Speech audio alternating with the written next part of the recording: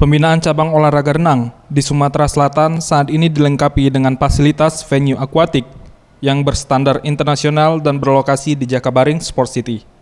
Kolam renang yang telah menjadi tuan rumah event internasional telah melatih dan membina 48 atlet melalui 3 orang pelatih renang, salah satunya Catherine Kalalo. Menurut Catherine Kalalo yang ditemui pada Selasa 29 September 2015, minat menjadi atlet renang di Sumatera Selatan masih minim jika dibandingkan dengan jumlah penduduk. Seharusnya Sumsel melatih 200 bibit muda atlet. Sebenarnya Sumsel itu ya nggak tertinggal ya istilahnya dalam usaha untuk pembinaan prestasinya ya, karena apalagi kita didukung dengan banyaknya venue yang ada. Cuma sekarang permasalahannya ini memang tergantung dari minat anak itu sendiri ya. Jadi misalnya dari antara 10 atlet kan paling tidak tidak harus 10 atlet itu istilahnya yang maju, paling tidak kan ada 1 atau 2 atlet yang memang menonjol dibandingkan teman-temannya.